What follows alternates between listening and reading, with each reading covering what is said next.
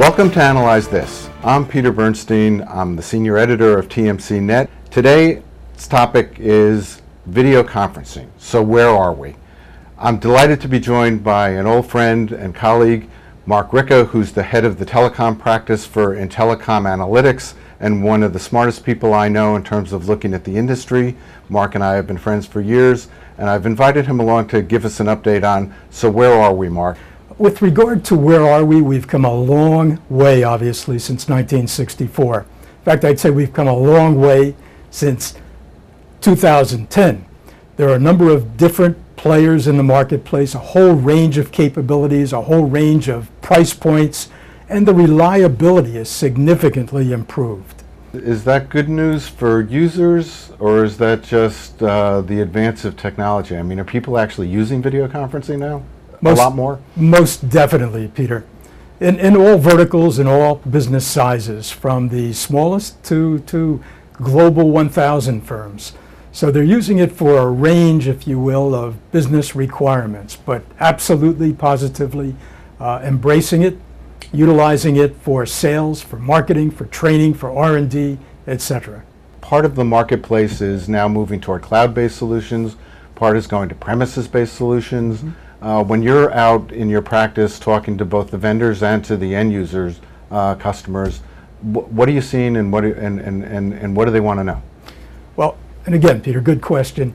With regard to who's out there, I mean, it's some of the usual suspects, companies that have participated in this video marketplace for years, such as Polycom, Cisco, Panasonic, Magor, Lifesize, Video, etc. Those are some of the major premise solutions. But as you mentioned, there are a number of hosted solutions, cloud solutions, and companies such as GlowPoint should certainly not be overlooked. Yorktel is another one that is a major player in the hosted cloud offering segment of the industry. There's a real question going forward as to, are solution sellers talking to the right people, number one, and number two, on the buyer side, are they asking the right questions? Two great questions, Peter.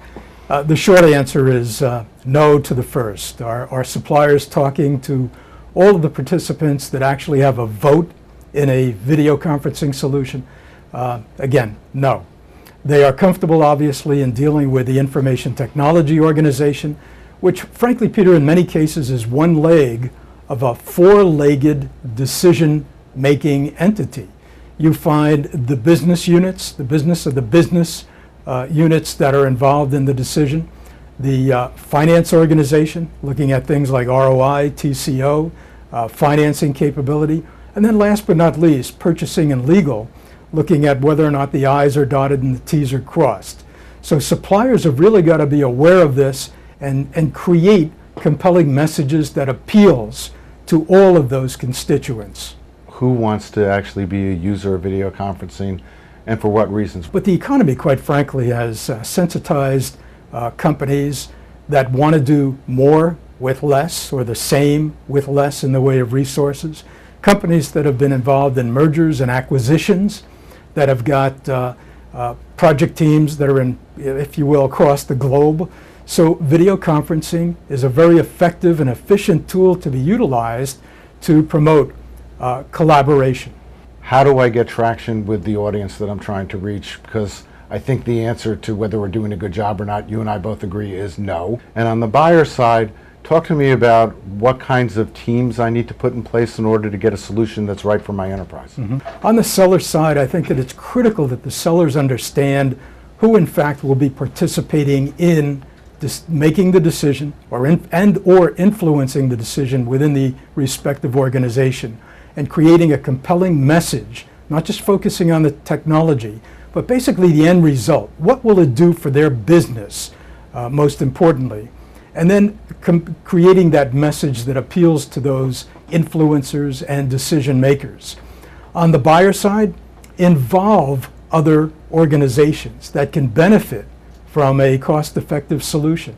So again, CFO, business units, particularly those that have got power users responsible for generating revenue, purchasing and legal, and obviously the information technology organization.